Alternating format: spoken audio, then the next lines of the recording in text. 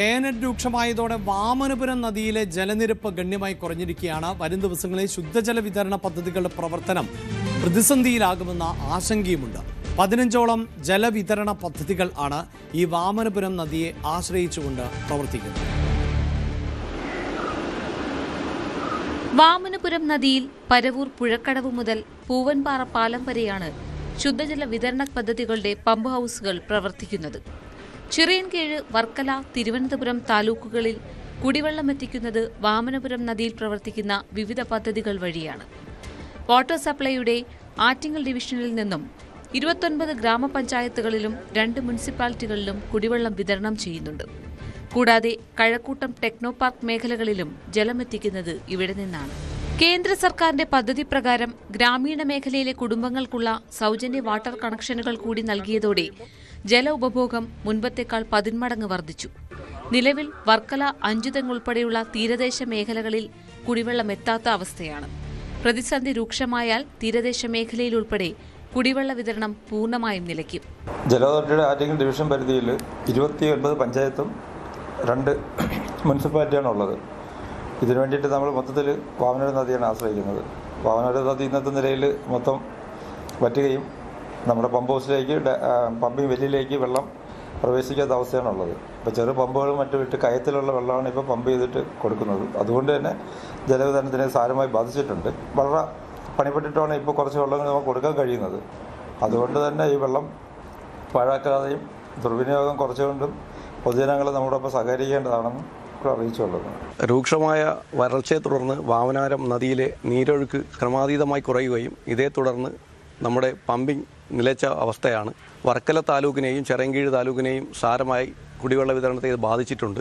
Attingal sub ഡിവിഷന് കീഴിൽ വരുന്ന 5 പഞ്ചായത്തുകളെ ജലവിതരണം പൂർണ്ണമായി നിലച്ച അവസ്ഥയിലാണ്. പഴയ കാലങ്ങളിൽ മണലൂറ്റിയ കയങ്ങളിൽ കിടക്കുന്ന ജലം പമ്പ് ചെയ്താണ് പമ്പ് ഹൗസിൽ എത്തിച്ചാണ് ജലവിതരണം നടത്തി വരുന്നത്. അതുകൊണ്ട് പൊതുജനങ്ങൾ ജലം ദുരുപയോഗം ചെയ്യുന്ന പരമാവധി കുറയ്ക്കണം. വാമനപുരം നദിയുടെ പല ഭാഗങ്ങളും വറ്റിവരണ്ടു കഴിഞ്ഞു. നദിയിൽ പലയിടങ്ങളിലായി രൂപപ്പെട്ടിട്ടുള്ള ഗർത്തങ്ങളിൽ മാത്രമാണ് കുറച്ചെങ്കിലും വെള്ളമുള്ളത്. ഇവിടെ നിന്നും പമ്പ് ഹൌസുകളുടെ സമീപത്തുള്ള വലിയ കിണറുകളിലേക്ക് വെള്ളം പമ്പ് ചെയ്ത ശേഷമാണ് ഇപ്പോൾ വിതരണം നടക്കുന്നത്. സ്ഥിതി ഗുരുതരമാണെന്നും ജല ഉപഭോഗം പരമാവധി നിയന്ത്രിക്കണമെന്നും ജല അതോറിറ്റി അറിയിച്ചു. ന്യൂസ് 18 തിരുവനന്തപുരം. വേനൽ ചൂട് അസഹനീയമായതോടെ യാത്രക്കാരെയും നഗരങ്ങളിലേക്ക് എത്തുന്നവരെയും ആശ്രയിച്ച് തൊഴിൽ ചെയ്യുന്നവർ ദുരിതത്തിലാണ്. പകൽ സമയത്ത് ജനങ്ങൾ പുറത്തേക്ക് ഇറങ്ങാത്തതും ഈ സമയത്ത് ചൂട് കൂടുതൽ ആയതും ഉപജീവന മാർഗത്തെ സാരമായി ബാധിച്ചിരിക്കുകയാണ്. സാധാരണക്കാരൻ മുതൽ സമൂഹത്തിന്റെ മുകൾത്തട്ടിൽ നിൽക്കുന്നവരെ പോലും അസഹനീയമായ ചൂട് വലിയ രീതിയിൽ ദുരിതത്തിലാക്കുന്നുണ്ട്. അതിലേറ്റവും കൂടുതൽ ബുദ്ധിമുട്ടിലാവുന്നത് പുറം ജോലികൾ ചെയ്യുന്നത്, അതായത് തട്ടുകടകളും ഓട്ടോറിക്ഷ ഓടിക്കുന്നവരും ലോട്ടറി വിൽപ്പനക്കാരും അടക്കമുള്ള വളരെ സാധാരണക്കാരായിട്ടുള്ളവരുടെ ജീവിതവും വളരെ വലിയ രീതിയിൽ ദുസ്സഹമായിട്ടുണ്ട്. ഒപ്പം അവർക്ക് ജോലി ചെയ്യാൻ കഴിയാത്ത രീതിയിലുള്ള ഒരു കാലാവസ്ഥയാണ് ഇപ്പോൾ കേരളത്തിലുടനീളം കാണപ്പെടുന്നത്. അതിരാവിലെ മുതൽ കനത്ത ചൂടാണ്. പുറത്തേക്കിറങ്ങാൻ പോലും കഴിയാത്ത സാഹചര്യം. എന്നാൽ വെയിലാണെങ്കിലും മഴയാണെങ്കിലും കുടുംബം മുന്നോട്ട് പോകണം.